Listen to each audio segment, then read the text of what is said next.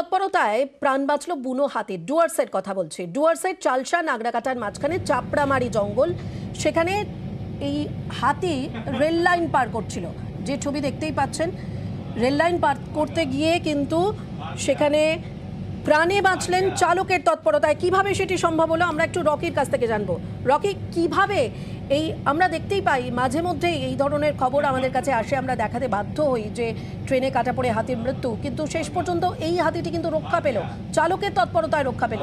কিভাবে হলো ঘটনাটা একটু জানবো।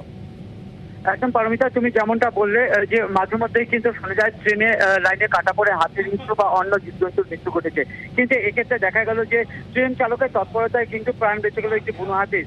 এদিন 6:20 নাগাদ ডুয়ার্সের চালসা এবং নাগারটা মাঝখানে যে চাপড়ামারির জঙ্গল, সেই লাইনে 71 নম্বর পিলারের কাছে কিন্তু শিলিগুড়ি ধুবড়ি ডিমো প্যাসেঞ্জার ট্রেনের লোকো পাইলট দেখতে পায় যে একটি বুনো হাতি ট্রেন লাইনের উপরে উঠে এসেছে এবং তা দেখে কিন্তু ইমার্জেন্সি ব্রেক করতে নিয়ে ট্রেন দাঁড় করিয়ে দেয় লোকো পাইলট এবং দীর্ঘক্ষণ সেই হাতিটি রেল লাইনের উপরে থাকার পর ফের জঙ্গলের উদ্দেশ্যে রওনা দেয়। বেশ, ধন্যবাদ রকি।